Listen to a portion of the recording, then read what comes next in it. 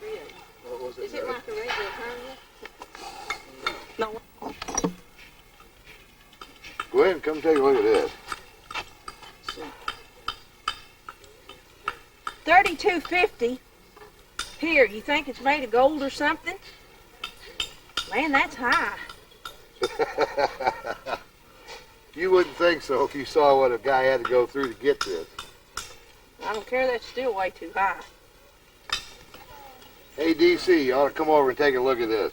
Yeah, I've seen it from across the parking lot. What do you think of that? Oh man, this has got potential. Wow. Multicolored. No problem. And look at this, 12 inches. Look at this one here. Wow. Boy, a lot of work went into getting this stuff. A lot of work. Yeah, time you get one of them here, it's been heat treated, biface down to this size so that you know it's solid. There's been a ton of work gone into it, a lot of effort. It doesn't surprise you one bit when it costs that much. Oh, I know it. Not too long ago, we went down to the old Novaculite quarry where the Indians were digging it, and then I went on over to a modern quarry. Had a look to see what they were doing over there. And out of the tons and tons of rock, it's hard.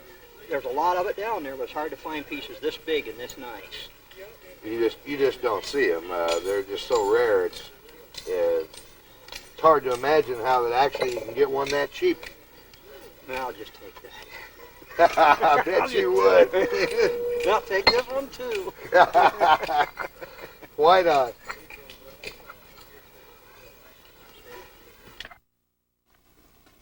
We're just outside the city of Hot Springs, Arkansas, on the rim of an ancient Novaculite quarry, one of the few remaining intact sites.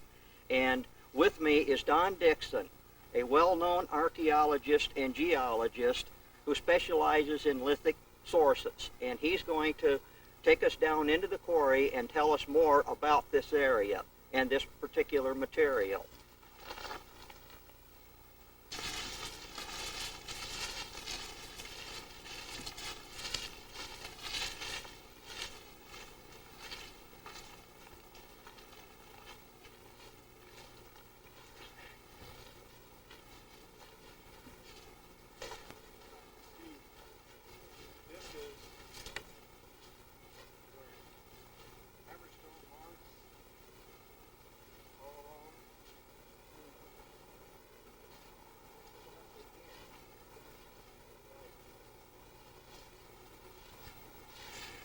The Arkansas Novaculite Formation ranges from east of Hot Springs all the way across the Oklahoma line. This formation is upper Devonian and lower Mississippian. In fact, it crosses the geological boundary of these two ages.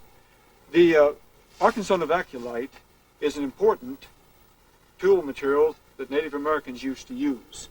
We're standing at one of the intact quarry sites which we find in the Ouachitas. For example, there are basically two kinds of quarries that we find in this area. One is a linear pit or trench which is dug and usually has a working face, much like we see right here.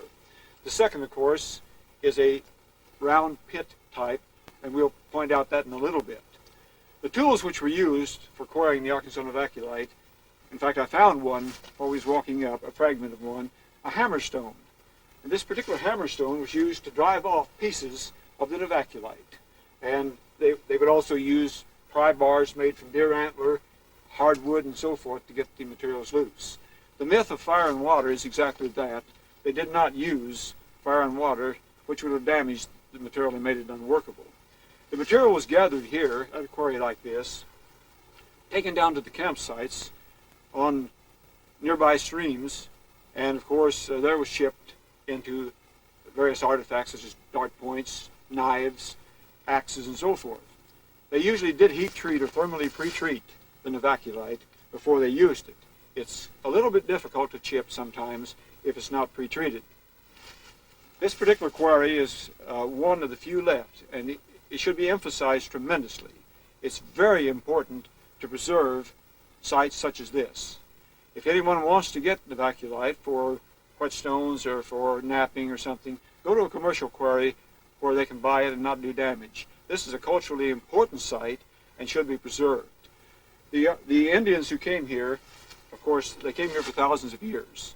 The talus slope over to this way, to the east of us, is vast, millions and millions of Novaculite flakes, indicating undoubtedly thousands of years of procurement at this particular location. It's an important site, and we're glad that it's being preserved, and we encourage again everybody to preserve sites like this and help promote, in other words, where people in the future will be able to see what we're seeing today. This is a very important site. Again, we can see here on the face, the working face, the hammerstone marks, the different colors of Novaculite. This is a marvelous location. The second type of Novaculite quarry or extractive area in the Ouachitas is the pit type. We've just been looking at one of the linear faces, in other words, trench dug into the mountainside where you have a working face. Much of the Novaculite, in fact most of it, was taken from pits which were dug down into the ground to reach the Novaculite, and material was taken out. Here we have an example of one of those pits. In fact, Dave is standing down in the bottom of one of these pits, and you can see the size of it, and this is not one of the biggest ones by any means.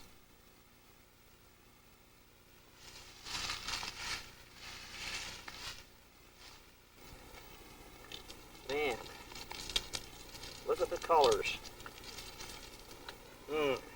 Yeah, there are many colors in the Arkansas Novaculite. In fact, you have stuff like red, there's gold, there's pink. In fact, pink is the only found, to the best of my knowledge, naturally in the Novaculite. Usually when you see it in flint, it'll be caused by heat treating. The Novaculite which we have here is all from a working face, and there's, we're literally sitting on a mountain of Novaculite flakes, which was produced by people quarrying material for the tools. I want to say to people who want samples of Novaculite, go to one of the commercial quarries and buy it there or obtain it there, and you're not going to do any damage. The materials you see here should be left here so that someone coming by tomorrow or 50 or 100 years can see what we're enjoying today at a Novaculite quarry site. And now we'll be going to one of those quarries, one of the modern quarries, and you can see the commercial operation today and learn something about how Novaculite's being used in the current time for whetstones and other things.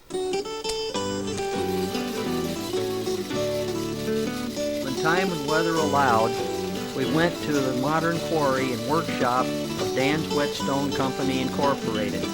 Here the overburden in a new pit was being removed by drilling, blasting, and heavy equipment.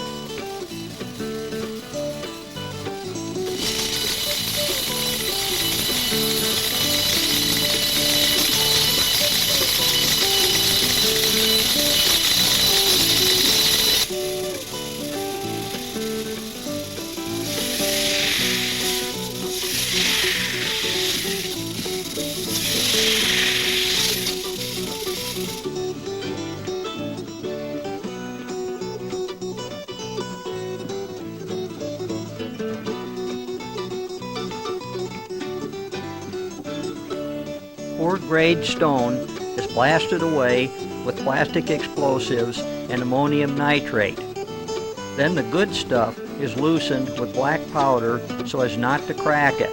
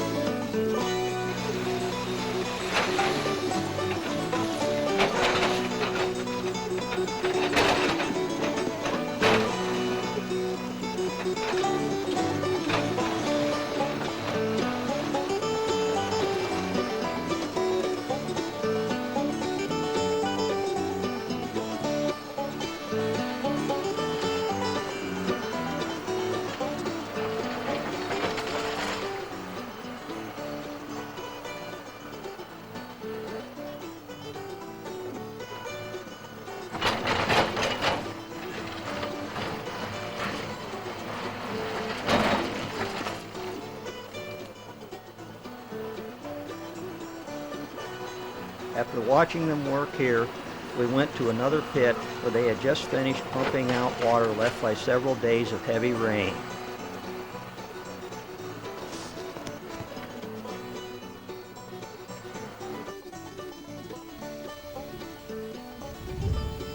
At this pit, Steve Kirschman showed me a seam of high-quality stone.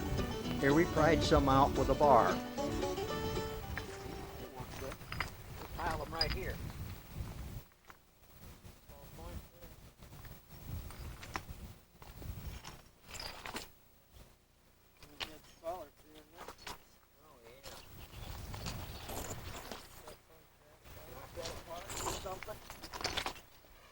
Okay. Steve, this right here is a seam of Novaculite that's standing on edge, correct? That's right. And because the Ouachita Mountains are true mountains, they've gone through a lot of folding and faulting.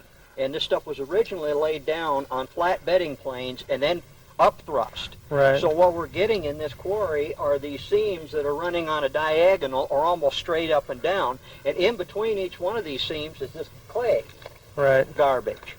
So, and what you pry out of here with your bar, a lot of this is trash. That's correct. So a very yeah. small percentage of it is actually nappable or usable stone for whetstone. Right, through the cross faulting and the uplifting, a lot of this has actually been crushed as if it was gone through a crusher and has been turned to gravel.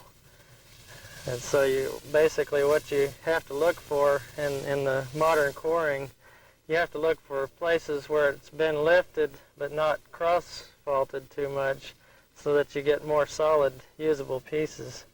And that's basically what we have here. You can see the clay base that's behind this formation. That allowed this formation to slip a little bit more, allowed a little more movement in this when it lifted. And in some places, this material has actually been completely overturned. Mm. Well, I'll tell you what, there's some really nice blocks that are loose, that are ready to come down. Right. If you go up there and pry onto some of them, we can roll them down here. I'll get out of the way and let you do that. Okay, sounds good. I'll stay clear of your operation. Looks like some nice material yeah, there. they're going to roll right down on top of me. So get out of the way.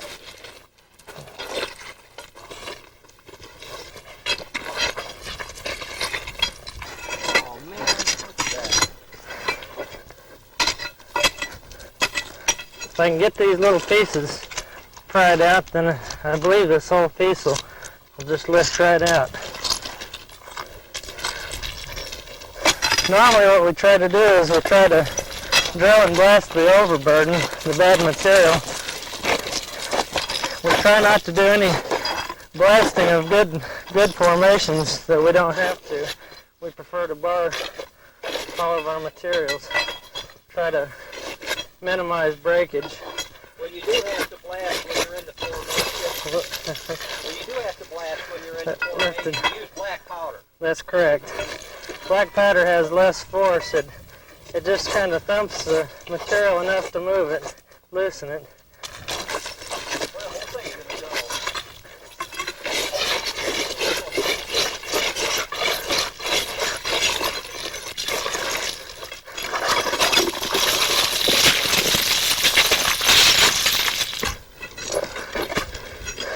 This one here is a pretty good sized chunk.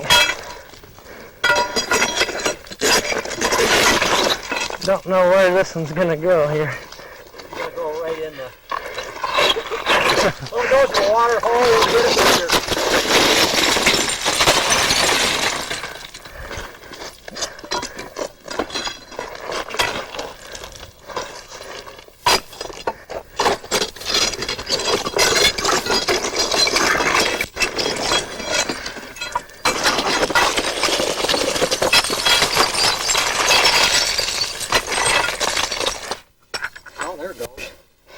I was actually thumping it a little too hard.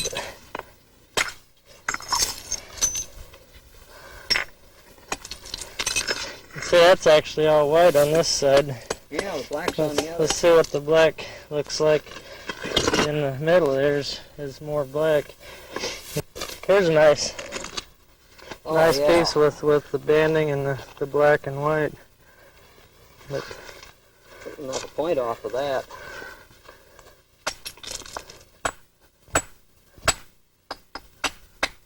There it goes. You can hear it separate.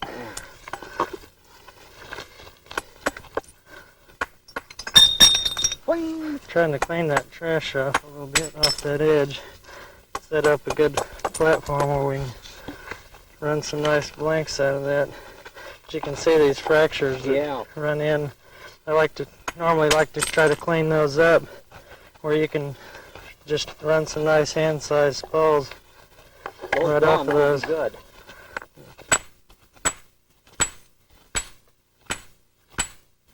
There it goes. I'm trying to hit downward too much. I usually try to spall on the ground. I think holding the piece it takes too much of the energy. Down there will need your spall and hammer. Natural fracture in it. Yeah, that one come apart real nice. When you go to heat treat, you want to trim these down a ways to what, about 1 to 2 inches in thickness. Right. What do? You heat treat pieces about this size right here? Right. If you try to heat anything much thicker than that, you have a lot more problem with breakage, unless you really slow down and dry your material at a good slow rate. And then normally on pieces that thick, I usually don't heat treat any faster than 10 degrees an hour, or you end up with little fish scale cracks fracturing. So, and typically with the stone that has any black in it, you really have to watch how you dry that material, or it completely fractures into gravel. So you go up 10 degrees an hour till you reach what temperature are you comfortable with? It depends a lot on the capacity of your kiln size. If you're doing smaller loads in a kiln that say holds 100 pounds, then it actually takes a little bit longer than a kiln that holds more material. But typically I'll go about 10 degrees an hour up to anywhere from 635 degrees for a period of time, or you can actually go faster to a higher temperature and achieve the same results. But I like to play it safe and go a little slower and hold it for a longer period of time, have less breakage. Dan uses a pretty good formula that seems to work really well for him. He goes up between 10 and 12 degrees an hour in his kiln until he hits 650 degrees. And then he'll hold it there for 48 hours. Right. And then he'll back the kiln down real slow and just shut her off. Right. And it takes a couple of days to cool off because he puts a couple 300 pounds in his. Right. On thin stuff like this, I can run that up 35 degrees an hour and not even hurt that.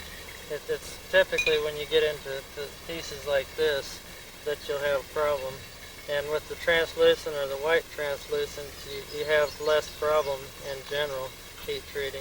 When you get into the colored material is when you notice more of a concern to pay more attention to your drying time and your hold times.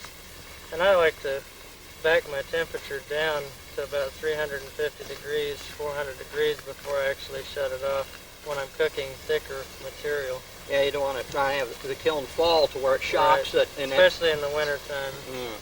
Right. Let's go ahead and blank some of this down. And That was see good what we- advice on heat treatment. I'll follow that when I get home. Few minutes.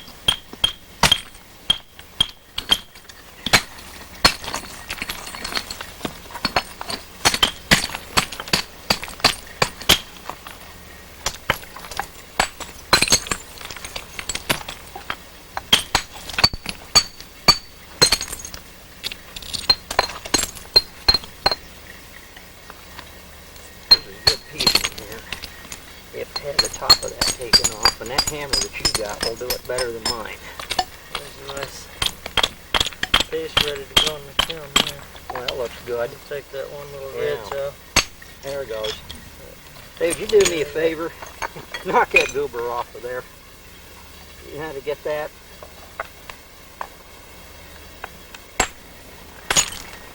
There she goes. I didn't have enough horsepower in that. I didn't bring my hammer stone with me. There it goes. Oh, dagger blank. Yep, just about. Trim the edge up a little bit. Oh, man. Got a Yeah. spot there. Listen to that ring. That's a nice piece of black. I It believe has a few problems in it. Yeah, there's one crack right there. I don't know whether I put that in there or whether it was in there naturally. Let me get that one. Look at that. Ooh. That's pretty.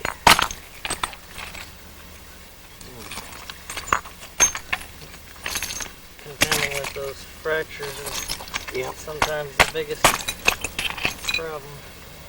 There's still a blank in that. Just a matter of trimming it down. I like to use those cracks to my advantage a lot of times. I do too. When I'm blanking Burlington, I do the same thing. Use the cracks whenever I can. Sawing them, you don't have that luxury. You go right through the cracks, and that's not too cool. Right, and this one has a fracture coming in here. You know, there's a lot of nice black arrowheads in there. Well, that's a nice pile of blanks to put in the cooker. And of course, we spalled this out on the quarry site, and I had special permission to come in here and do this. And Dan's Whetstones and Steve here does not allow anyone into the quarry. However, he has bulk rock for sale at his shop back in Hot Springs. And also, he sells it through the mail. You can buy it either heat treated or unheat treated.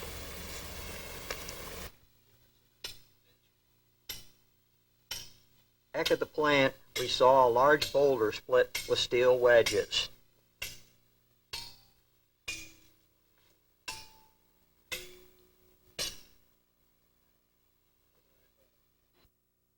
Then Steve took us on a tour of the facilities and showed us how they make whetstones.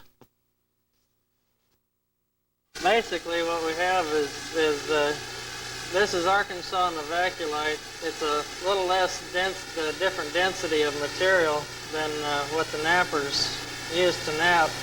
It's mainly used for Arkansas whetstones for knife sharpening. And basically what we've done is we've quarried the material and then we bring it in here and sort it. And we take it from the chunk pieces like this, and we trim it down to where there's minimal cracks. And from this stage, we take it over to our big machine, and we try to cut the stone into a block. Boy, look at that. This is a piece of what we classify as soft Arkansas Novaculite. We took the raw chunk of stone and put it in here. This is a 36-inch saw. We made a cut which left what will be our length of our stone. And this is the cut side of the stone. You can see most all Novaculite has some fracturing. You can see the bedding in the stone where the formations were laid down in the ground when it was formed. And you can see the rough side of the stone that we started with. So, then from here we'll take this block down to the next machine. We'll lay it down and we'll study the cracks and fractures and determine which way we want to cut it from here.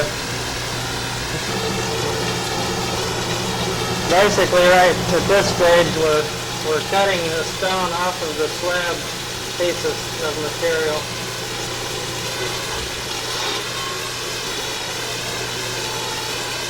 We went from the slab, which is the secondary stage, into the actual hone itself. So we started with a block, and then we cut a slab, and then we cut the stone. And then the next stage is to determine the length of the stone that you can make based on any flaws that might be in the stone and the size that you have to work with.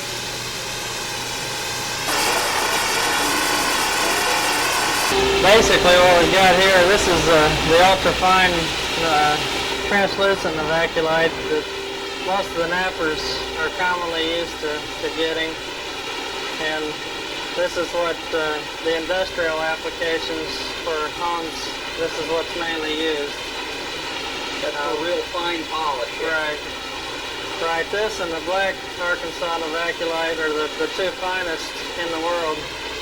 And this is what the Indians mainly used.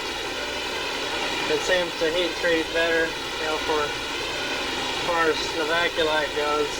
But this is basically a 36-inch machine that we use for blocking the raw stone. Take it down into the smaller stages.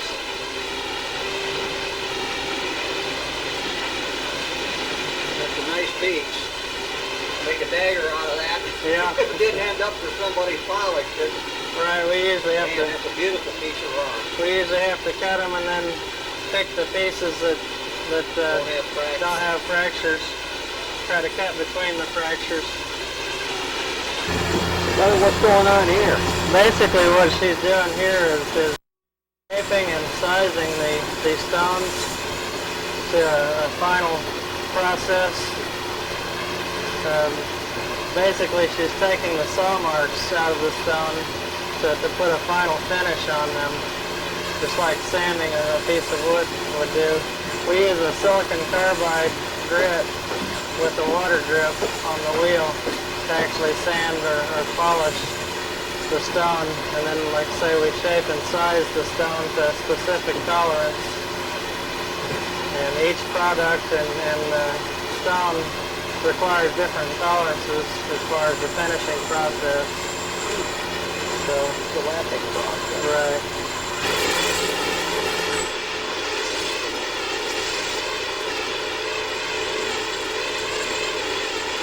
Interesting Okay. array of stones that you've got Right, here. these are basically the finished product. Each stone has different application. There's a lot of these are used in the surgical industry.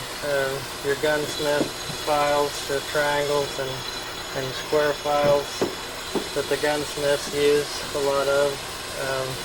These little guys here are basically black powder flints. We make those out of Novaculite and agate as well that we sell. And then these little stones are for metal testing, for gold testing. They actually streak the gold The on the stone, touchstone. And then you have your traditional bench stone for ultra fine polishing and hone. Nice. Those are beautiful.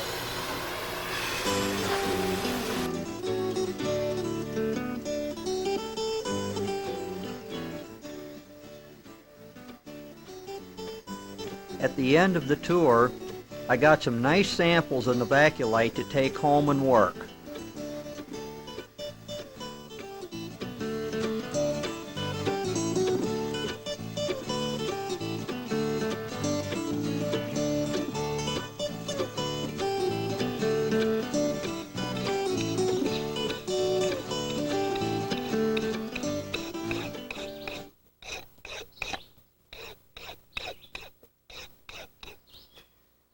Yeah, that ought to do it. I'm maintaining a hemispherical grind on the end of these billets. And also have a copper billet too. But you know what these things are good for? They're good for doing this. We've had some rain, and these billets get spongy when they get exposed to 75 to 80% humidity for an extended period of time. And when they get spongy, they don't work as well. So I dress the tops of them to make sure they're hemispherical, and then what I do is I'll pack them by hitting them with a copper billet or with a hammer. And that drives the moisture out of your billet to whereby it's harder again and it will chip better. Now, this tool kit of mine is a professional tool kit. And I've got many different sizes of billets here. And this is what it takes to work Novaculite properly. I've got a large one for massive spalling and for thinning of very large pieces. I've got a second size down one which is going to be very handy for the next size down flakes, for the roughing out of large blanks. And then I've got various different sizes of smaller billets. Most of these are made of moose. And we've got one white-tailed deer and one European red deer in here. Now, I've also got a copper tip pressure flaker, but I'm also going to be using antler pressure flakers. And the reason that I'm going to be using a lot of antler pressure flaking towards the end of the process is because I get better platforms that are more suited for Novaculite. You want to have a platform that is rounded off, that doesn't have much in the way of a hook to it. And your copper pressure flakers will give you a slightly hooked platform. Then that means you have to grind more. So this toolkit is tuned up especially for working Novaculite right now. And as we go through the process, I'll be explaining a little bit more on how effective these tools are and what their relationship is to the work that I'm doing. This is very critical. Some of the super thinning that I'm going to be doing in this tape, you cannot do very easily with a copper billet, because the Novaculite is very sensitive when it starts to get thin.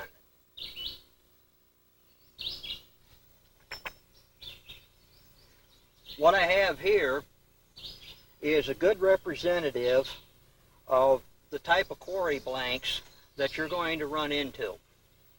And most of the time Novaculite is more white like this, but I've selected these particular pieces because number one, I like the color, and number two, they're going to show up in the camera a little bit better when we work them.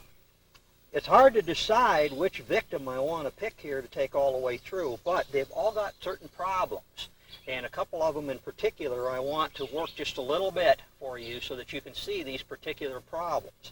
This one right here has got a heavy-duty ridge up both sides.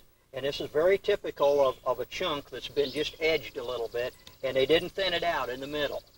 And you'll find quite a few of these. Here's another one with a heavy standing square edge and a big thick area right here.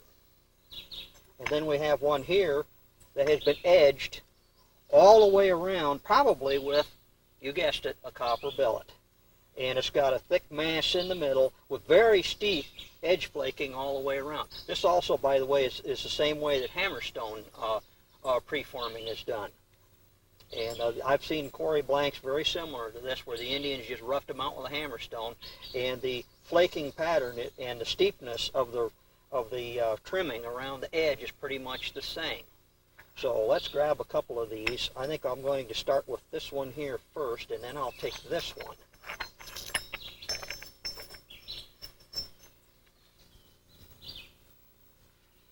Well, that's worse than I thought.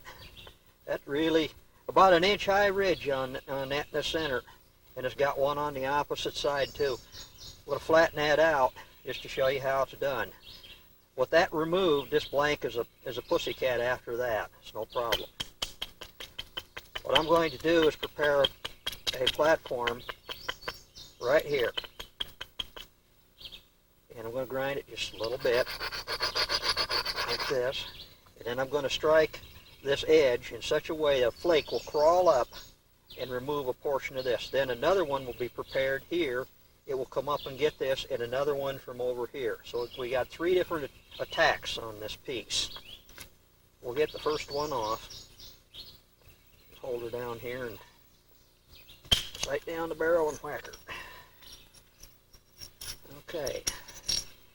There we go. That was a critical flake. I think we're going to get this one next. Just a little grinding to take care of that. The edge is already blunted pretty good. Then we'll shoot her right across here. There she goes. Now what I did was I struck straight into that and then pulled back just a little bit. It blew the whole top right off of it. There's another big flake. That's about a ½ an inch thick piece of mass coming off the top of that. Now we'll pull another one off down here. In fact, I see another flake come here. There's going to be 4 of them. Sometimes you have to modify your strategy a little bit as the topography of the piece changes. Yeah, I'm going to grind here and here. We'll pop, pop.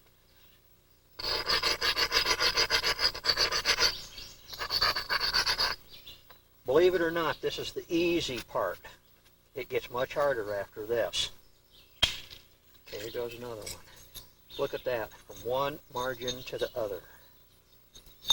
We'll take another flake off. Okay, there we go. Now the one off the tip. There she goes. And I can see another one right here, and that'll leave that nice and flat. It took some of the, this one here will take the twist out of this piece. It's twisted just a little bit right now. Okay, we'll go for that. There she goes. Okay, now let's get rid of the other hump. We've got hanging right here, there's an incurvature right here, and then this is sticking out way below the center plane. I'm going to have to build it back up a little bit with short strokes. Otherwise, the flake that I drive off will stall out right here. Now it won't, because I've set this up in line, so she should go right up there. There are a few little interruptions here. I hope I can blow past those. Let me get that. Just a little bit of grinding. That's why I'm wearing the glove. If I got an overshot flake or something, it won't stick me. Always when you're working large masses, wear a glove on your left hand. Okay, there she goes. I just set it right on top of that with a nice gentle tap. You don't have to overpower Novaculite. You're not going to believe this. Look at the blade. It ripped that from end to end. That's really good. Well, only got to take a little short one off of that side, or that end. Okay. There it goes.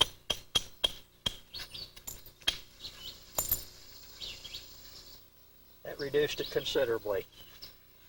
Another series of flakes could be taken off, and we'll continue on down with this one, but this is not the one we're going to work. I'm going to get another blank and show you how to get rid of a big square edge. That's the black one that we had.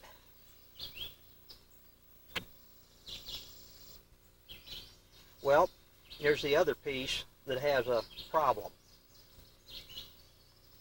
And you can see it has a large mass right here, a rather large mound of material, and then it's got a flat edge that's facing the wrong way to remove this. So we're going to have to do a platform reversal on this and then drive this off. And we'll get this thing flattened out. Okay, here we go. I'll prepare that platform. I got to reverse this. Stand it way up like this. I get that corner off. There it goes. It took the corner off, and the platform reversal has begun. Take another flake, and another one, and another one. What I've created now is an area that I can strike with my billet. And we're going to grind a little bit here and turn this thing over and then drive a few big ones off this other side. Okay. I think I'm going to start out here on the point and remove a couple flakes in here to isolate this a little further. Then I think I can hit it with one big blow right there. There she goes. That's why you want to wear gloves. That flake came off of its own weight. I didn't have to hit it very hard. Once you get these things rolling, it's like a freight train going downhill. They just roll right off of there. Clean that up just a little bit. You can see how that's set up. Look at the size of that. Boy, that's going to be an enormous flake off of there. Okay, let's see if she'll go. Hey, caterpillar. Adios.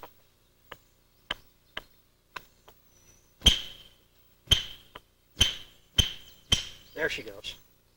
Bounced around in that little cavity. There's another big flake right there. Look at that.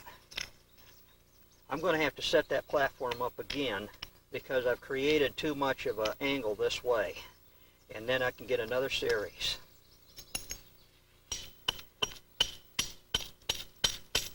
That's a very difficult edge scenario. Okay, I'll start way back here. I'll push another flake in underneath. I'm angling the billet with an outward sweeping motion, catching it and sweeping outwards so that I get the proper flake. If you drive too straight in, it's going to hinge. So I'm sweeping outward, just pushing it away. There it goes.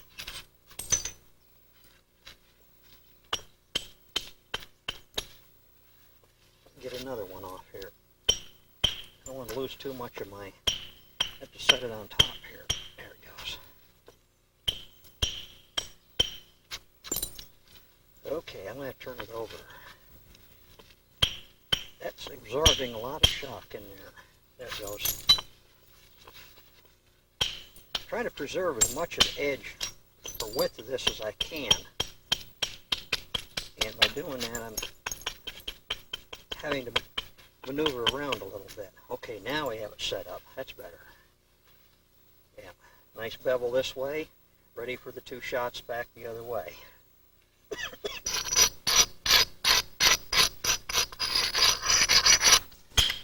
we go.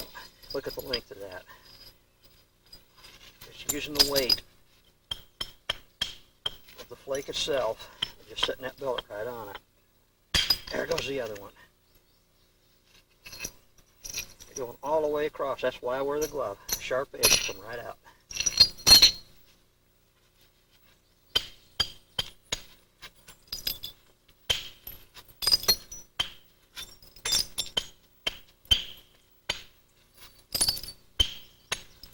Okay. I'm just tapping this. I'm not taking a big swing. This is heat treated just right. Take one more. Be a big one here too. I might grind that just a little bit more. Okay, there we go. There it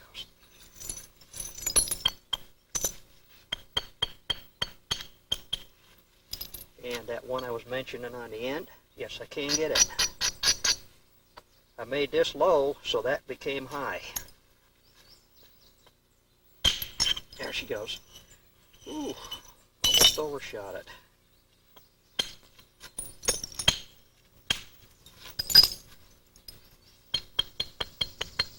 Take just a little more. Still got a little rise here. Sneak up on it. Ah, boy, listen to that.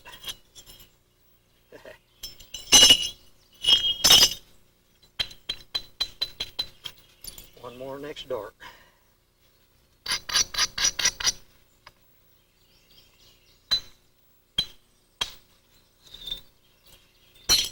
Okay. Now that's nice and flat. Like we can land a radio controlled airplane on top of that and not have them bounce. Okay, here's that other blank we were talking about. And boo-boo, bad. See that steep angle to that reduction that they did there at the quarry. And it was either done with copper billet or hammerstone for easier transport, but they created problems for themselves farther on down the line. So I'm going to try and knock that off with my billet. Okay, find a spot there which isn't too badly incurvated. It has a nice scar juncture. And I'll start there. There we go. Went through it.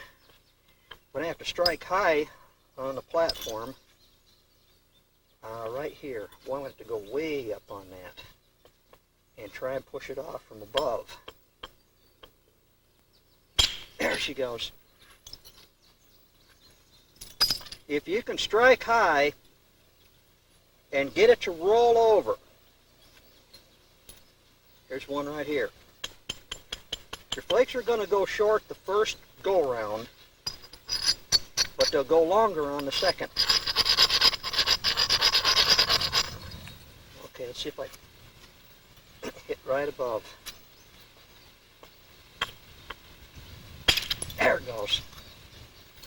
See how that rolled over? You catch them just right with the antler. The antler makes a longer and broader flake than does the hammerstone or the copper billet under normal circumstances. You can mess around with your platforms and get them to do a lot of the type of flaking that an antler will do, but it's a lot harder and it takes more time in the preparation. We'll try and get this last one off of here and get that sucker to roll over too. I'm not striking straight into the mass. What I'm doing is I'm striking on top of the platform and kind of rolling just a little bit. There she goes. It rolled just a little bit. And we'll get the next one off right here.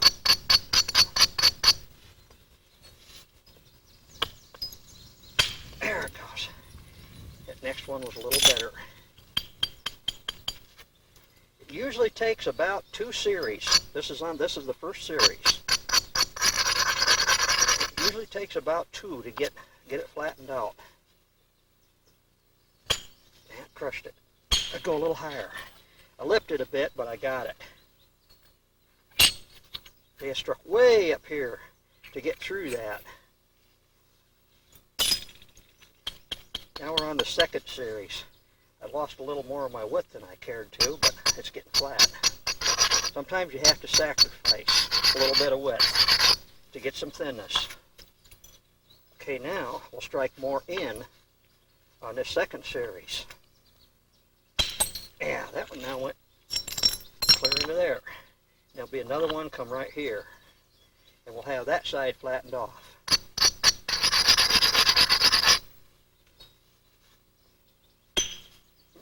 There she goes. Hinge it just a little bit. I struck too much inwards, and it went short and hinged just a little bit right there. That was my mistake. You can't get them all. Okay, that one ran pretty good. Turn it over here. I'm getting a pit in my billet right there, and that point that I just drove on hung up just a little bit. That's why these flakes ran a little short. I'll have to find another spot on the billet to hit. This is so critical. Yeah, I'm moving over here, and I'm going to strike over here, away from that pit. There we go, it's cleaner. Okay, take one here.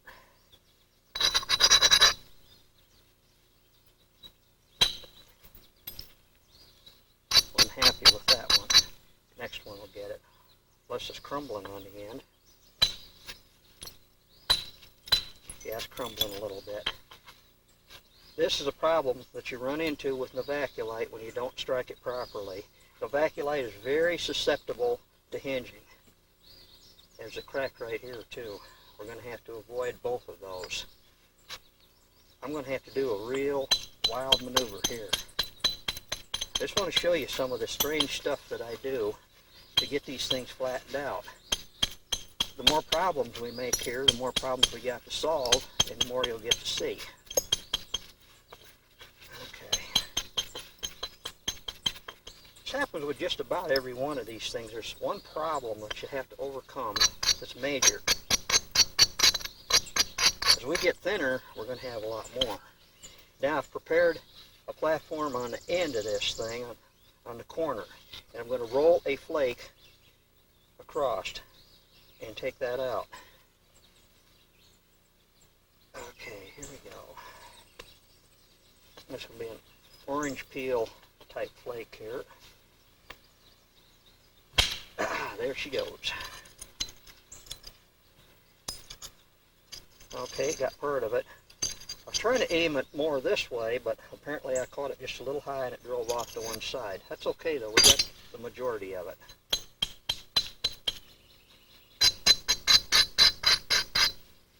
A little bit of that left.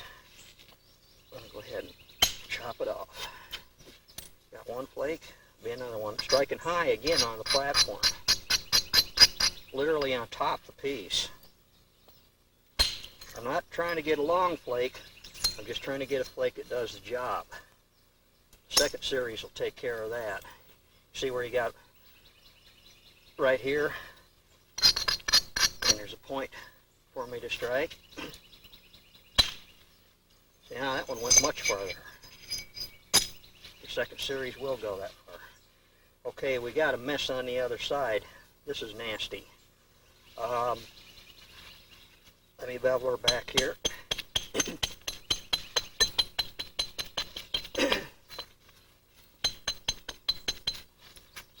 Okay, now what I've done is I beveled up here. Let's see if we can get it. You see the edge here, right here. And here's where the flakes are going to come off. Grind it. And start out here and work into this. There she goes. Next one, about an inch away. Your major flake removals are going to be spaced about an inch to an inch and a half apart, and sometimes 2 inches apart on the first pass. There's another one. So that one cut clear across there. Now we got a mess up here we got to work with. I'll take one off of here, and I'll help to isolate this point right here. A little tiny bit of grinding, I'll get that. Okay.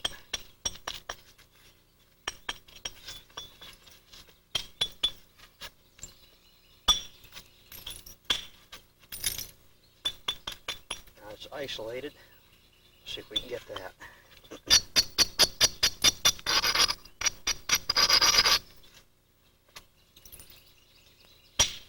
Yeah, I clipped it. Still didn't get all of it though. It's a little crumbly right in there. Somebody really mangled that. There she goes. Got most of that, and one more right next to it. Sometimes it takes 2 or 3 of them to get it. Crushed it. There she goes. Still got a problem there. Somebody banged on that, hit that 4 or 5 times, and really crushed that edge bad. It was that bad before I made it worse. Okay.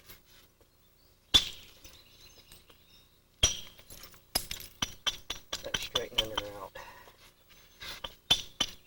Well, no wonder. There's a crack right there, and it's got a little bit of quartz crystalling in it. No wonder we're having a problem.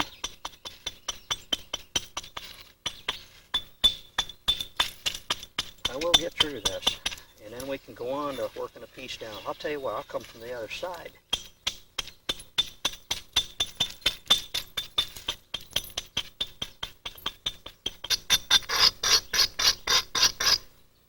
Yeah, still a mess there.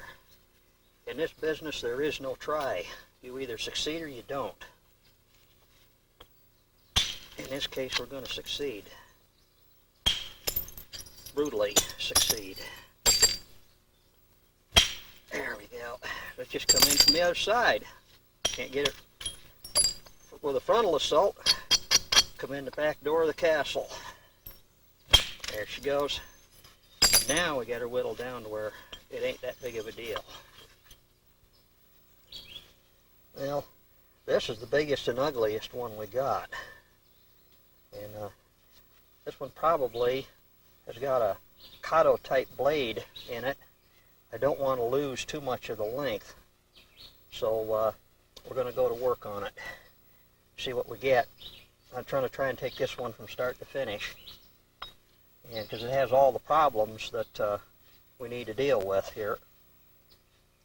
And I'm going to start by removing this mass right here, because I have a nice platform that's leaning in the right direction.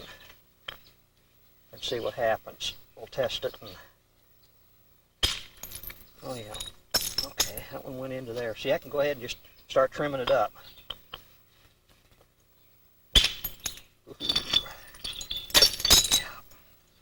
This is exactly, it's a monster platform leaning at the right angle.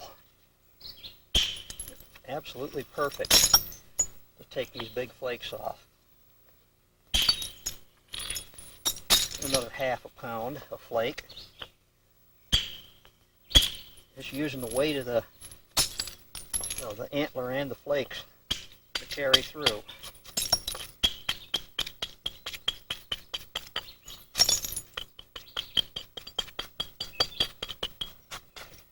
Get some more off of that. Boy, that thing is heavy. I bet you that weighs 10 pounds. Oh, look at this. Look at that. That's why you gotta wear gloves. That thing is razor sharp all the way around. That flake probably weighs 2-3 ounces. And it's just the weight of it helps it come free.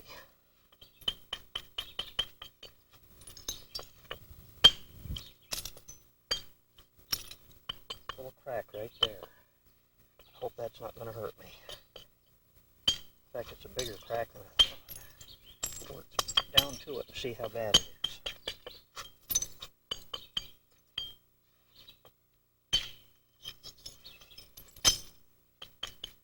These big thin flakes will make good dart points. So you want to save them. Okay.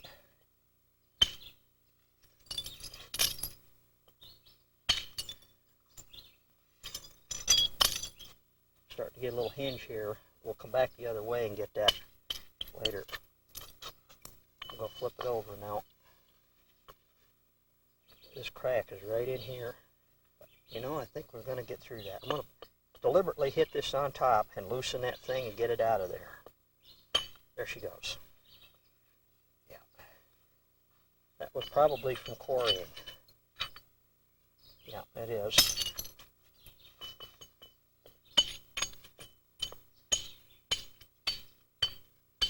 Rings like a bell. Edge around on it a little bit. Oh yeah, we're setting it up.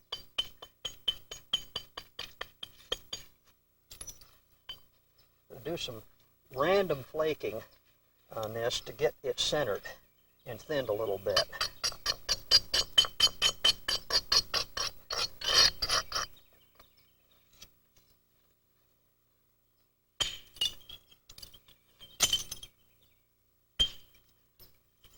Another one of those cracks. I hope to get by that one too.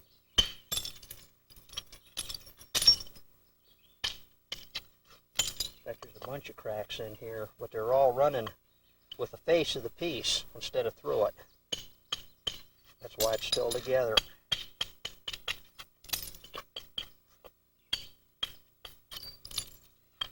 See, it's running with the face of the piece. We'll run our flake with it. There it goes.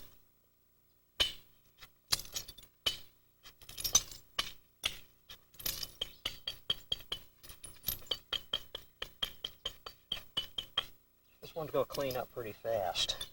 It's not doesn't have all, it's a little flatter than the others were.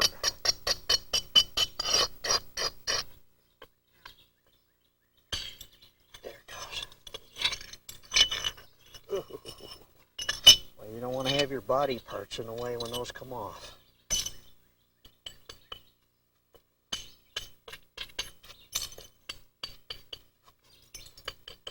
That got rid of that crack that I was worried about on the tip.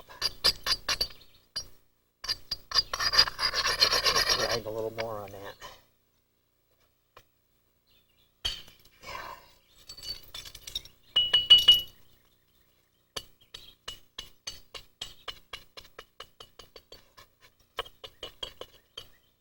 Now there's a bit of a chattery area right in here. And these cracks are following the bedding planes of the chert. So there's a bit of a directionality to this, and you can see it right in here. So you want to prepare your platforms heavier if you're going to shoot through that. You really got to grind it good to get a good bite.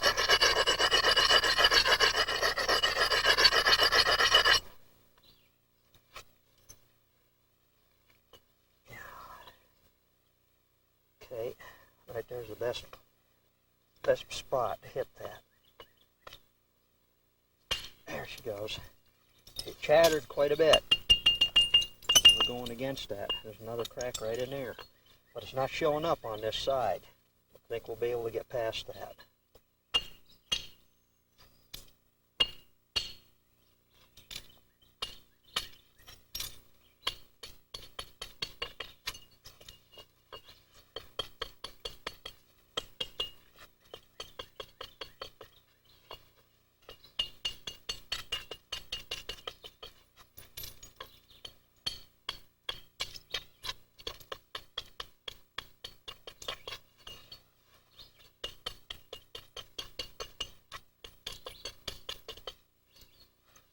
Got a bit of a square edge left on that side, but I am really concerned about this area right in here.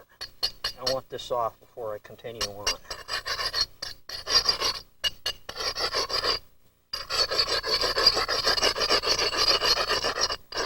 Really having to do a gross amount of grinding on that edge to really make it stout so I can carry through that. This is a Cubitron carborundum wheel section of it here, and this really cuts this Novaculite fast. Now if you're using a sandstone, it probably won't cut as fast as that, and you'll probably have to do a little nibbling on the edge with a hammerstone or the antler billet just a little bit to round it over. The copper boys like to use that type of a grinder because it sets the platforms up real heavy for copper. But in this case, we got to set it up heavy for antler to blow through that mess. Oh, well, that felt good. It chattered and hopped and chattered, but it carried. Let's get some more off here. Oh, that sounded great. Yeah. We're hinging right here, but that's okay. I'm not worried about that. I'll get that when I come back the other way. Still got those cracks in there, but they're not coming through the other side. If I get past the cracks, I win.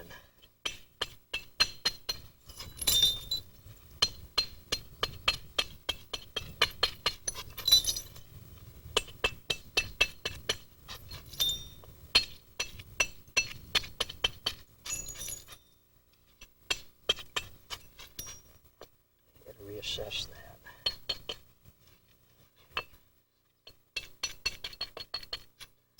See, you can see our crack problem right here. You can see a hinge fracture right here. I had to hit this really hard to blow through that. Now what I'm going to do, on the other side you can see where I've got it hinged out here. What I'm going to do is reverse the platform and remove this mass and see how much of the crack is still left after I get this off.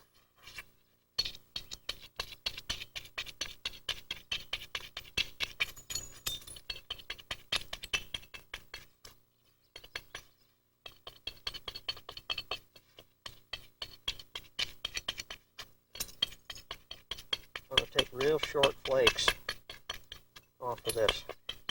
There'll be a little row of hinge fractures right in here due to the shortness of the flakes.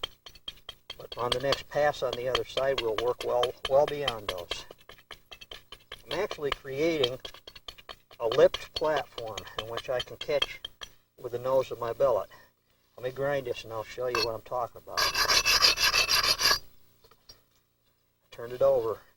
There's that whole row of hinge fractures along there, and you'll see right in here it goes in. It dips in a little bit and comes back out. When I catch that with a billet, it'll redirect the force so that it'll roll over this edge. The flakes will terminate pretty much right in here. Right about here probably, and I'll have to take a second series to get the hinge off. Okay, see, I'm just catching it right here. It's catching that lip, and the lip is turned up, so it's redirecting the force. See, the flakes are running real short, and that's fine. If you try to make them run any longer than that, you're going to set up another row of hinge fractures.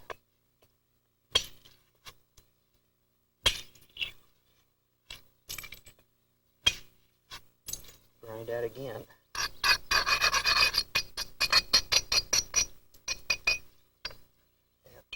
going to trim it back just a little more. Grinding ain't going to do enough for this. You see, I removed these flakes that rolled, and I've got some of that problem. The next series will go beyond it. Okay.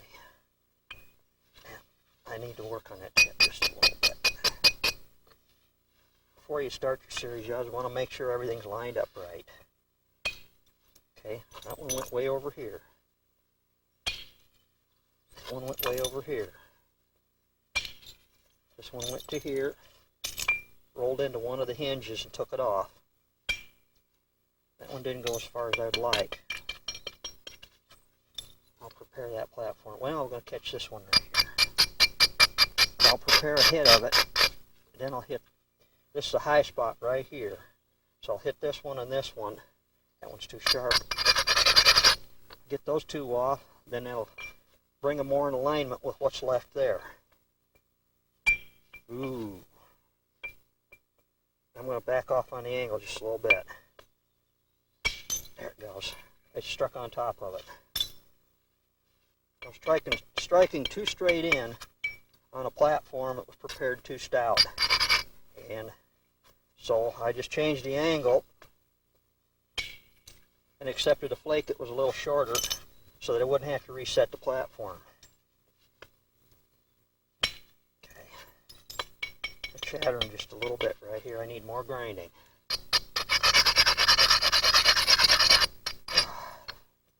Suffocate from the dust. There she goes. Okay. It's looking better now.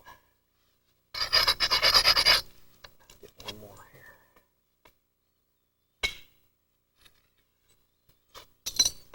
Grinding again. I can see where I get another one. There it goes. Setting it right on there. I gotta flip this over now. Take another one off right here. Back and forth and back and forth. Short flake, long flake. Short flake, long flake. Grind and grind and grind.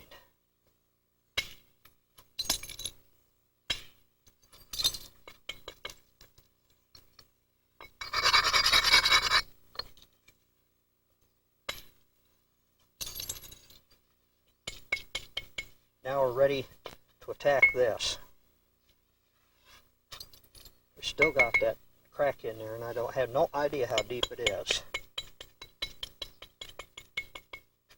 I'm going to take a series off of this to remove that hinge fracture. Then I'm going to look and see what my position of this edge is in relationship to that crack. Maybe I can shift the whole axis of the blade over this way and get away from that crack. That's an option I still have. Because see, there's that much material left on this side.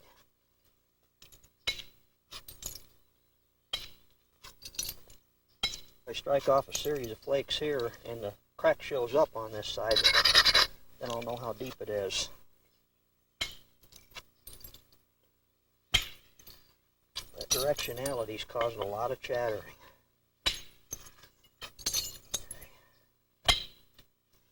That was a good fight.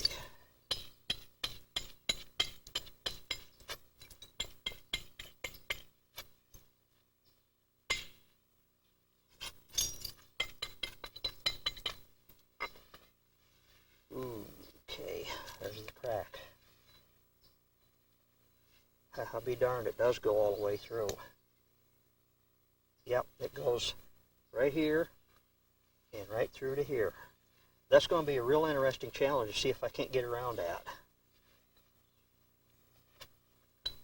Let's keep going on this. See what we get. I might win yet. If I don't, I'll have to grab another piece.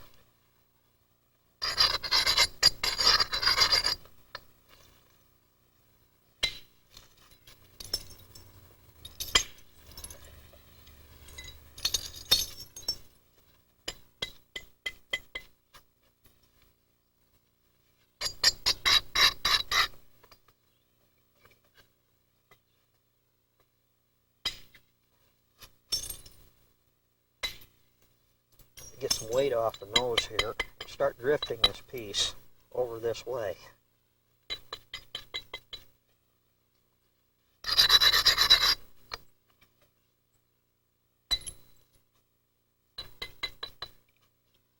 Okay, we're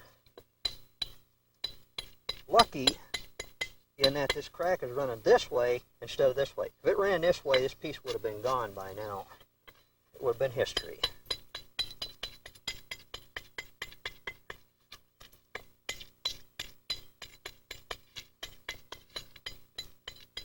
Because it's slanted on an angle, I might be able to incorporate it as part of the edge. It slants on this angle going this way. So we'll chip off this way.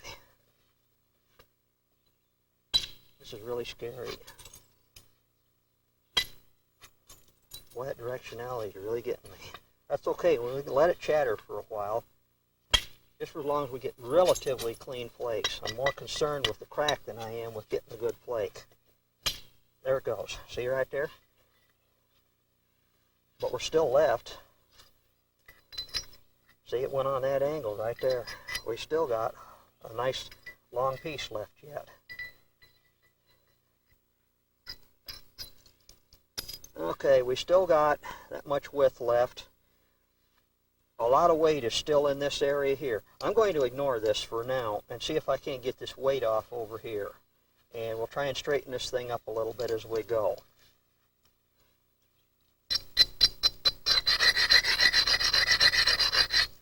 It's just the way things are.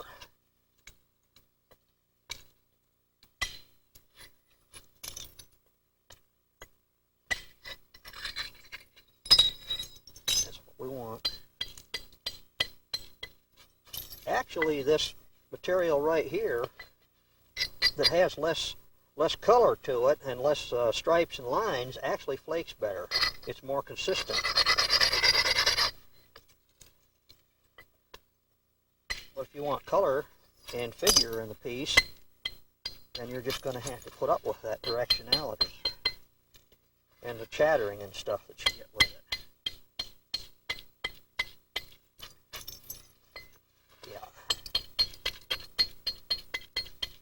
Since we're making a bi-pointed blade out of this, I don't have to be concerned with the ends. They'll point right out on both ends. So we're still going to preserve our length.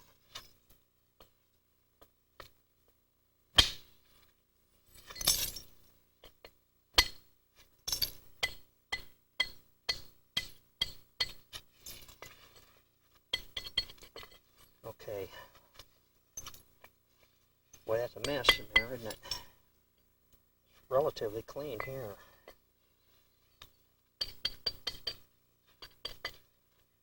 Okay. Yeah, I'm going to take some more weight off the nose of this thing.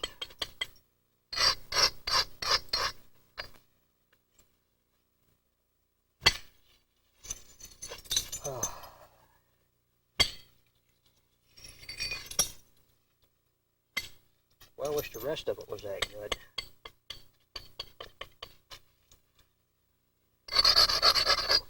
Can't heat treat it any more than it already is.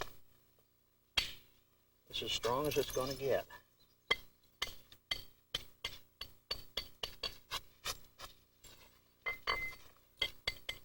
As strong as you want it to be.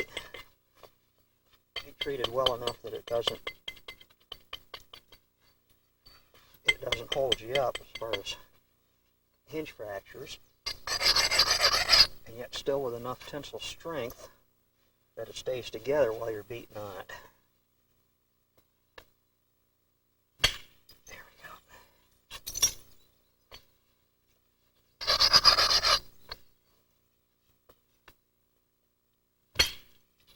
Oh, it's getting flat.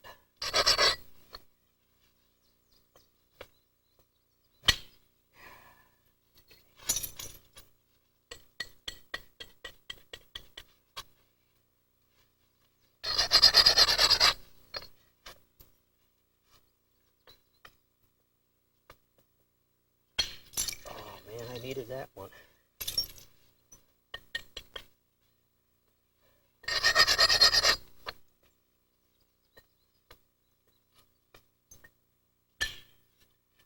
Hear that change pitch?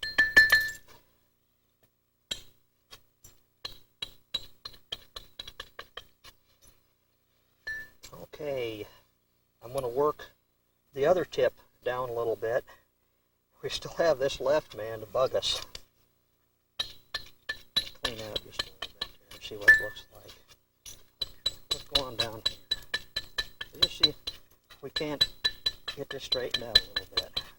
Just ignoring that, because that'll have to be dealt with later.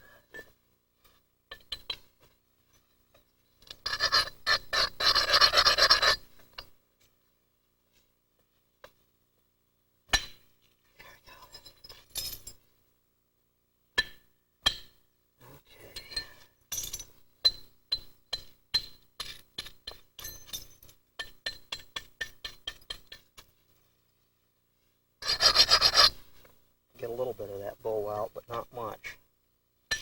Just want to straighten it out just a little bit. I'm going to leave it fairly thick in the middle so that I got some strength while I work on the ends.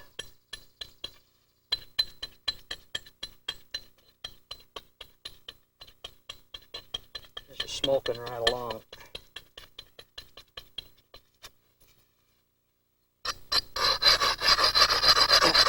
Grind it.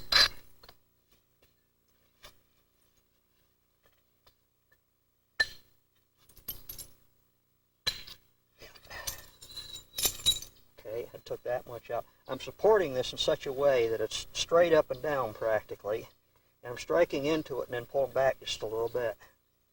I may have said that before, but I'm going to say it again. To get the maximum strength out of your piece and support it in a vertical position, so that you've got the width of the piece for the strength, just like this. There it goes. Big massive flake.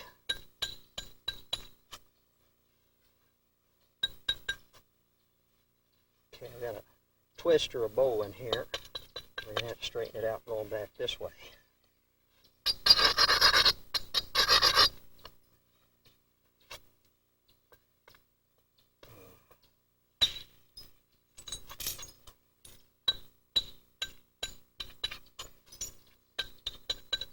I'm having to be fairly aggressive with this. I'm preparing the platform and then staying with the flake with this big antler so that I can get it to flow the rest of the way across and overcome that directionality in the bedding plane on this thing. It's scary whenever that changes pitch. You have to get used to that sound. If you don't have two pieces in your hand, you're still rolling.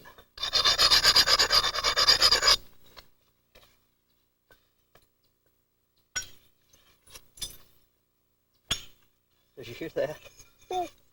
Clear over the other side.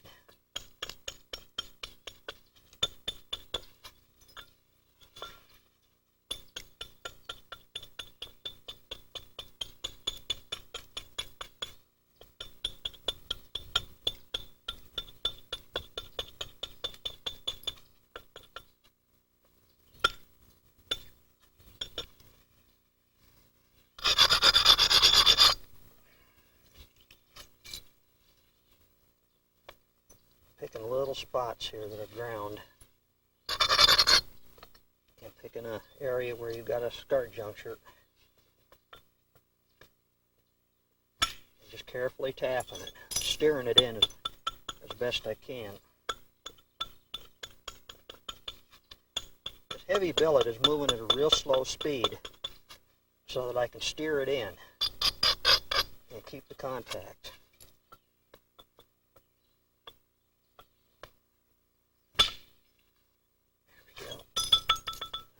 By maintaining contact, you keep it from chattering up. You follow through on the flake. One more. That chattered a little bit. You're going to get a bad one now and then. The one next to it took it out. Boy.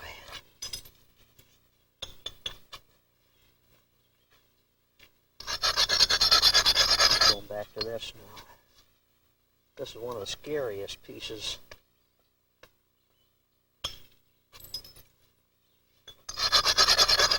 Work to date. On film, that is. Okay, good. You heard, that was the sound of the flake, that pinging sound.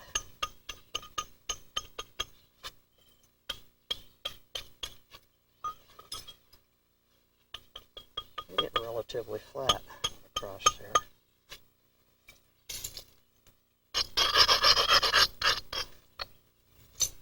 Just got to stay on it. I think I'm going to switch horns here in a minute. Get maybe one or two more flakes off, and I'll switch down to the next size down. I'm beginning to take too much off the edge, too much bite on the edge will force it to bend, and I don't want it to bend because this stuff doesn't have much tensile strength, not like Texas flint and some of your chalcedonies. So the less bending you get on it, the better.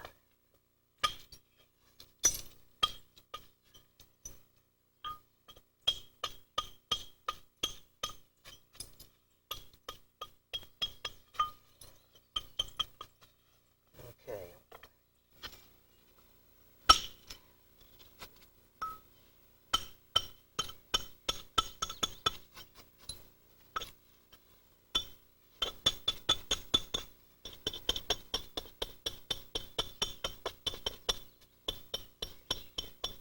This thing's about as long as a football field.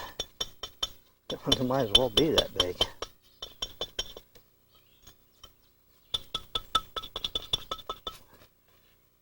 Yeah.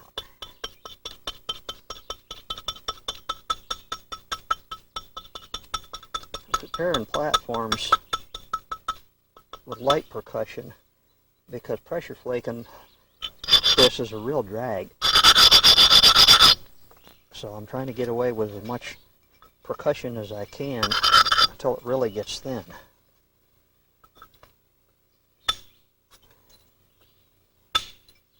Worked out really well. Okay, it worked good too.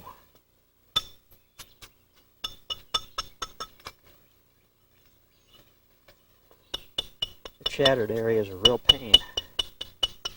Have to be fairly stout to go through that. Now it's beginning to flatten out. It may not be so bad.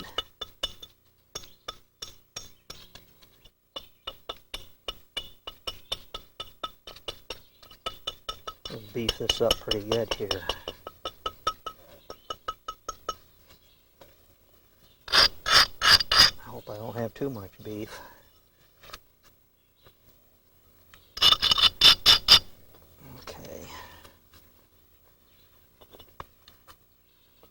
Set it down on that right there. Got it. Clean it up a little bit. We have to hit high on it.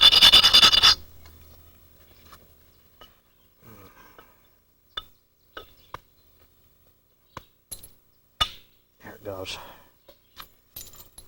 About as clean as we're going to get here. Get some more. Oh boy, that was, oh man, it was scary.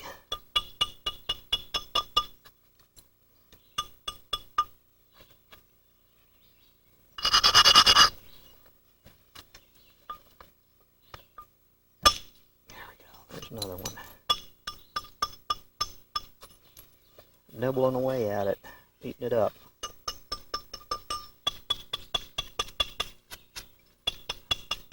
Even though it's crumbling a little bit on this, I'm going to go ahead and point it up just a little bit to try and get some of this shaped and at the same time get some weight off of it. The flake scar pattern on this looks really bad right now. It's going through a stage. It's kind of an in-between stage where you are shaping and at the same time thinning but you haven't quite got organized on your scars yet.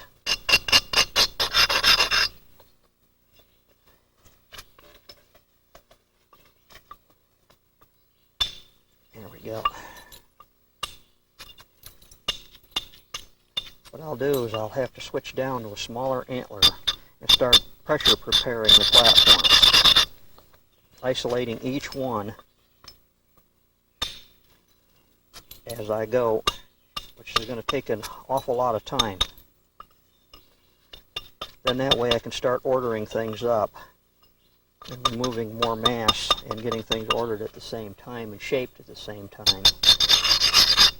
It's the scar pattern order is what I'm going to be after a while, when I finally get it thin enough and shaped enough.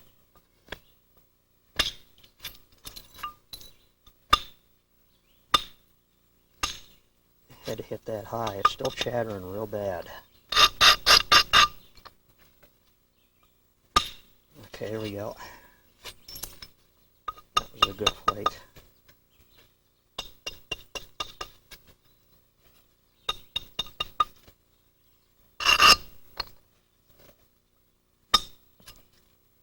Chattered again.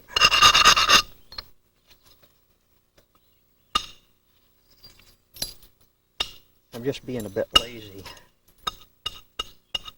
and not preparing the platforms as well as I could, because I know I can get away with a certain amount of that chattering up to a certain point. And then after that, I'm going to have to really tighten up on it. Okay. It chattered just a little bit there.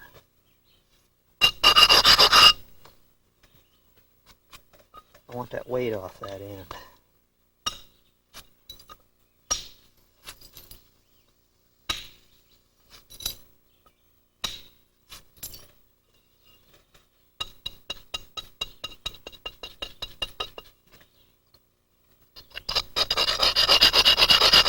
It's lightened up quite a bit now. I feel it.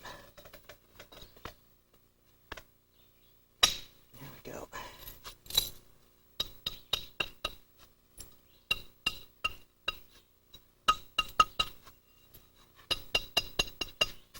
That's not half bad. I think I'm going to do is I'm going to step down to the next smallest antler and finish this out right here. And then we'll go to the center of the piece. We'll check the other end as well. Okay, let me get the smaller antler out. Okay, I've got that ground and prepared. Take that quarter off. After every strike, you have to clean up the ragged edge that you left behind, the sharp edge that you left behind. Okay. I'm not happy with that. Pick that one off and then come back to this one.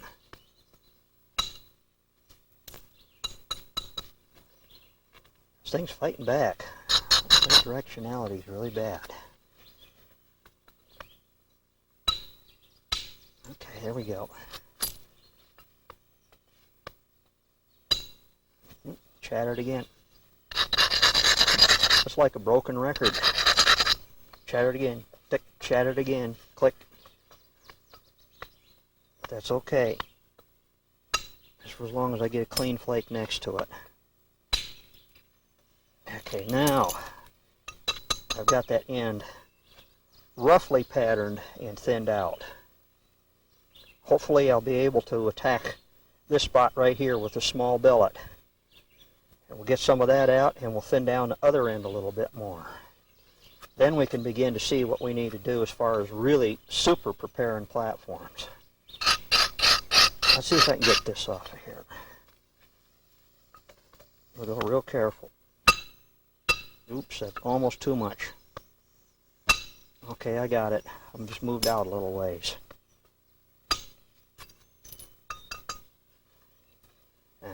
It's thin out there.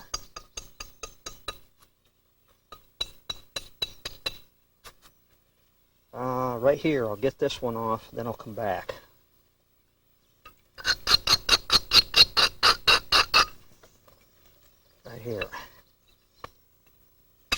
There it goes. Now that straightened that out considerably. It was a large flake, come off in the right spot.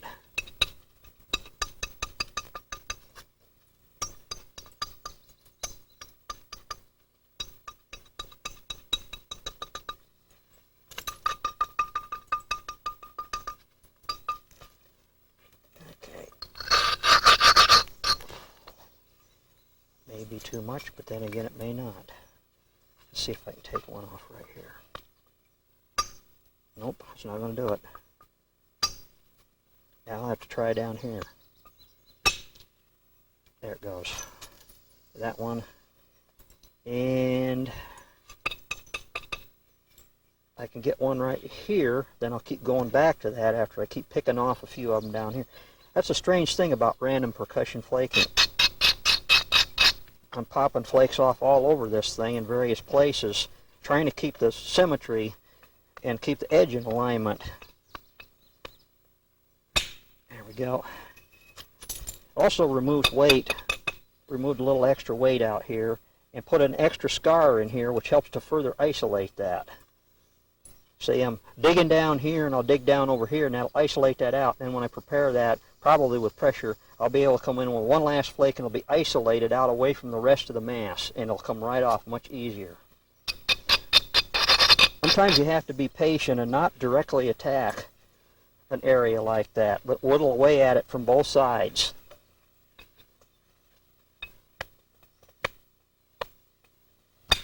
Okay, that was a good flake. Beautiful flake. This piece is starting to flatten out, and the flakes are getting more orderly.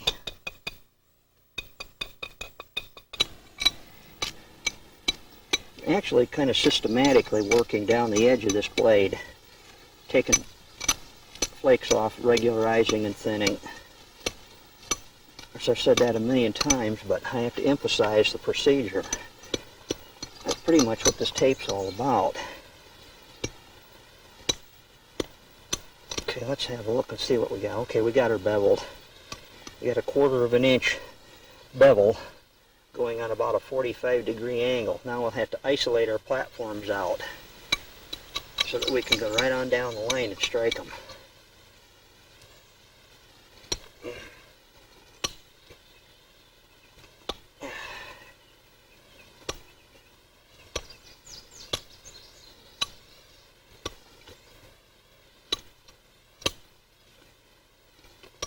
The antler's a little on the mushy side because the humidity is really high today. I'm going to go ahead and take a few flakes off with this. The flakes in between I can get with this, but the ones that are on the tip I prefer to take off with the antler because it rounds the edge over just a little bit. I think we've just about got them lined up. One here, one here.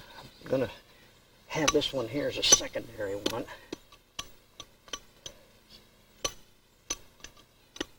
I'm going to flip that over and take a flake off of this side. I want that isolated out from the rest of it.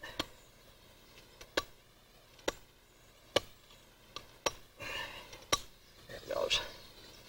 I think we're ready now. All I got to do is grind. And I got 4 major flakes set up.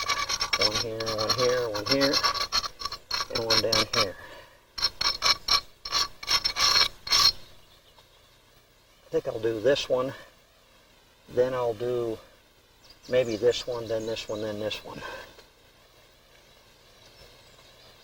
I'm going to step up to a heavier horn. There we go. Because I got more of a mass to remove.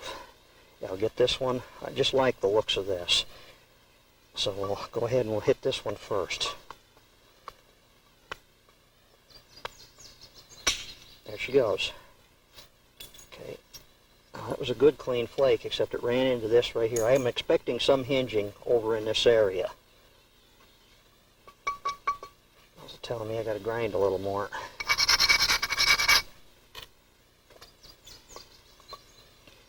Yeah, I'm going to go ahead and hit this right here. I've got a pretty good platform there. There she goes. I'm actually hitting a little bit in between some of the platforms I prepared because there are some spaces where I can get without too much trouble. Let me get that off of there. That's going to interfere with the next one. I prepared 4 major flakes, but I'm taking a few in between as I work my way up. This is going to be a major one here because this is going to take off that old area. In fact, I'm going to hit this one, then go back to that one because it'll help to isolate that even more.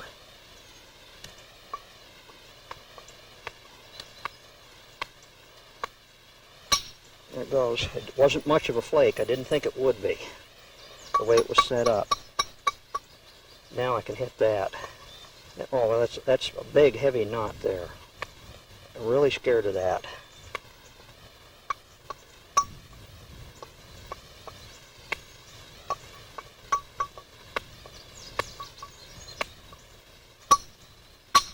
I got it. There it goes. Nice and clean. Look at the initiation on that. Look at the thickness of this, and then it feathers out to nothing back in there. That's exactly what I had to have. And there's a twin brother to it right next to it now. And I'll get that one.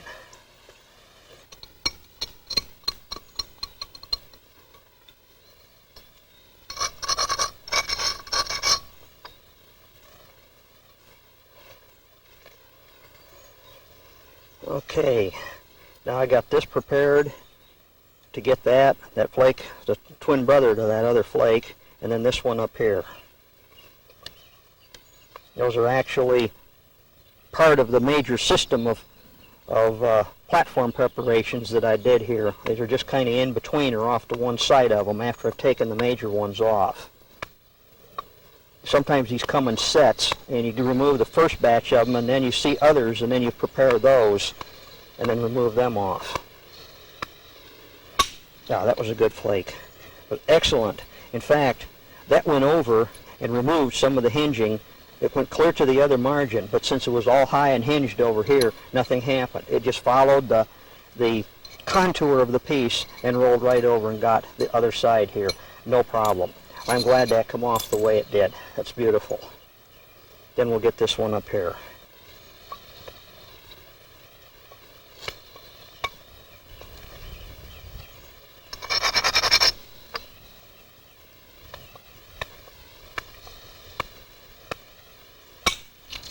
Okay, that's a beauty.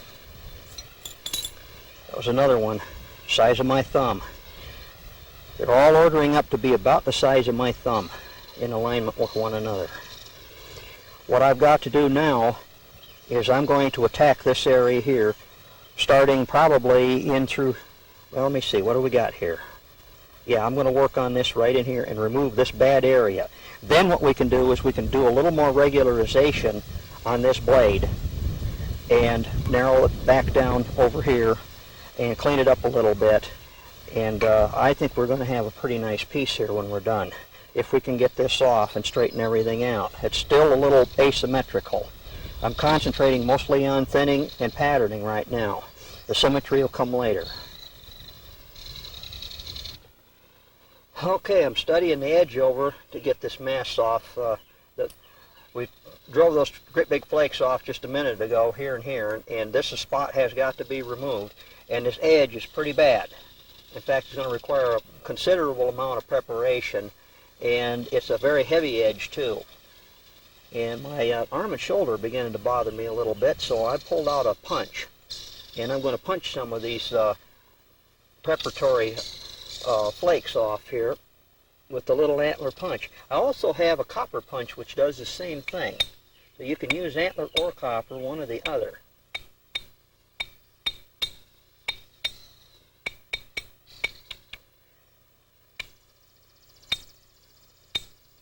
Just taking little tiny flakes off.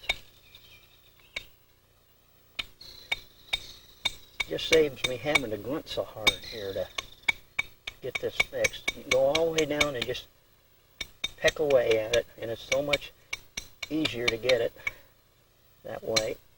Then you go back with your pressure flaker and get off a few more finer flakes to refine it. Okay. kind of chattered up in there. Remove a lot of that. That's looking better. Okay, I'm going to go ahead and go back to the regular pressure flaker. Okay, I've got this prepared. Now, in the story of every large biface, there are 1 or 2 flakes that are so critical that the entire story of the piece or the life of the piece hangs in the balance. And we are at that crossroads right now where we've got 2 or 3 major flake removals that will either make or do whatever it's going to do to this piece. And we're right at that point. We either get them or we don't. There is no try. Either do or you don't. Okay.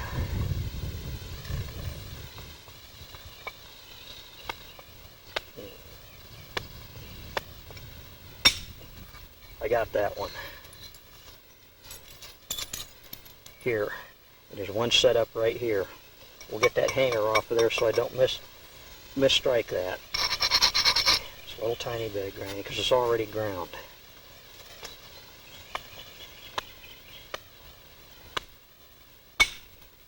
That got the other one. Right here. There's one more right here. But we're going to have to go back because it's not setting right. There's some chattering in here. I'm going to prepare another isolated platform, and the 3rd flake will come right out across here. You see how these are kind of on an angle? One here, one here, one here. Then these are coming in to meet it.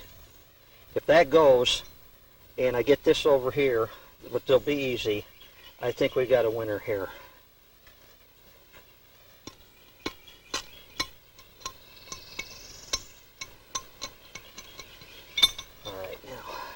Going for it. I've got that rounded over so much that just a little tiny bit of grinding is all I'm going to need with that carborundum. And we have to hit it with a big billet.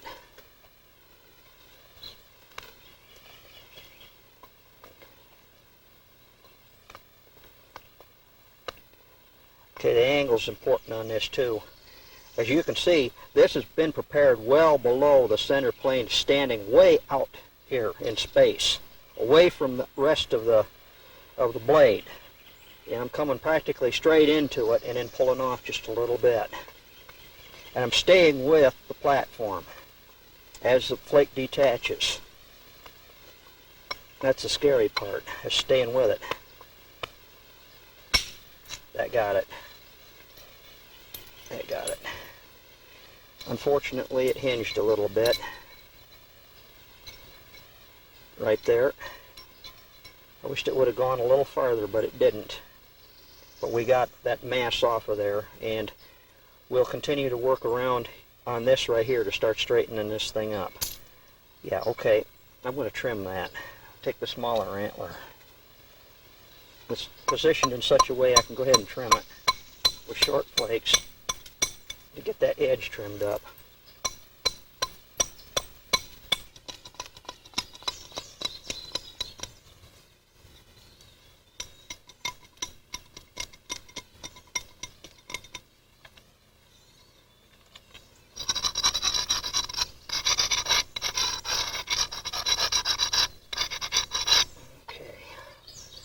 Ready for action.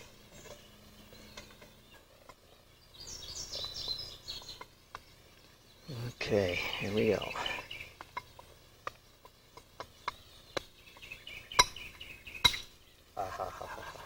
Got it. Okay, now the other one. I'll trim it just a little bit here.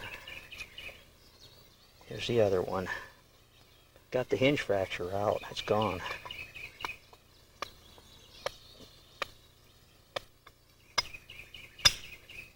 There's the accompanying flake. Now these two. Roll back over here and get into that. This one and then the next one.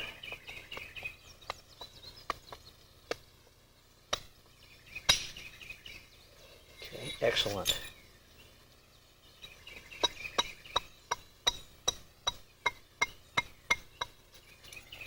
Then this one.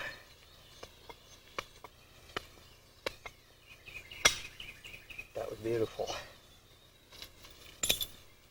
That one here covered this much I'm almost breathless here. I can't get a couple more here and here. I'll get the smaller antler and we'll clean that edge up just a little bit. Almost breathless.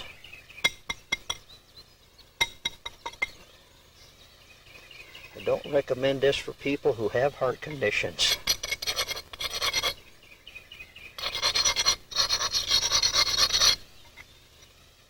This is too much excitement.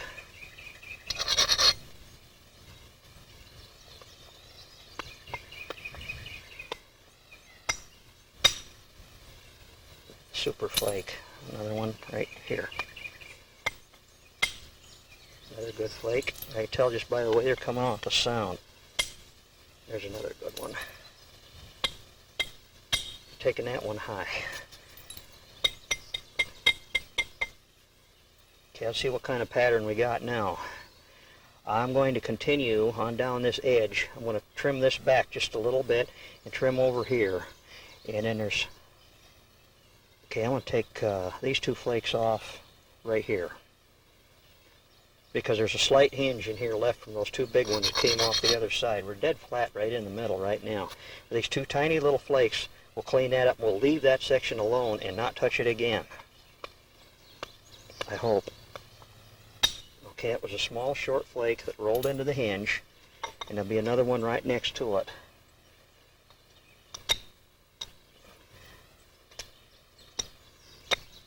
They only got to be a ½ an inch long to get that. And then we're dead flat in the middle now. There we go, I got it. Now it's real clean. Now what we'll do is we'll go ahead and we'll straighten this out a little bit. Just with regular old percussion. Kind of straight up and down here and just kind of edge it.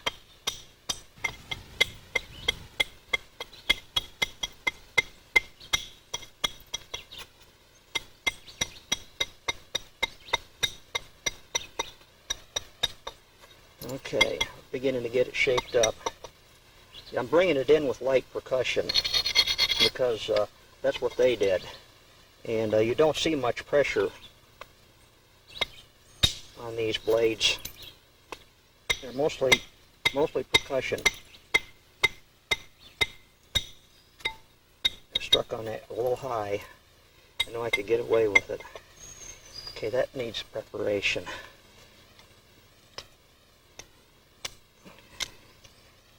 It's real rapidly taking shape now. It's all thin and flat in the middle, and I'm just working around the edges with steep percussion flakes. That horn is about, that antler pressure flaker is about shot. It's soaked up so much moisture now. The billets are beginning to get soggy too. It's a real humid day today.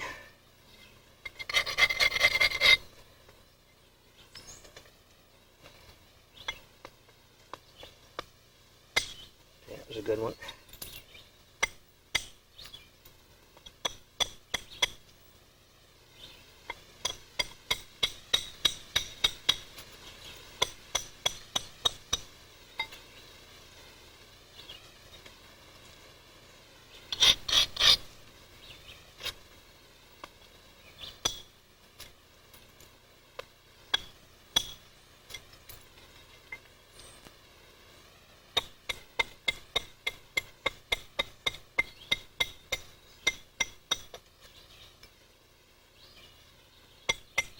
The way that the light is playing on this, I'm not seeing flake scars as well as I'd like to see it.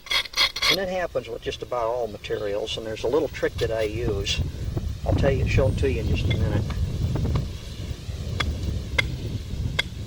To get a feel for or a look at what the scars are actually doing, is I'll hold the thing up like this and hold it up to the light. And I'll look right on down the piece from one end to the other. And as you examine it that way, you'll see the flake scar pattern, how smooth and flat it is. And this is very regular and very flat.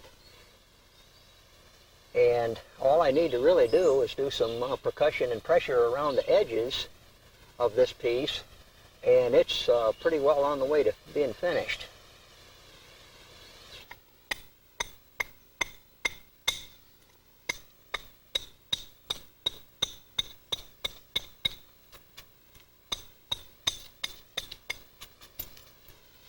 These flakes are being taken off at a steep angle so that I can take them off the sharp edge without hinging the edge.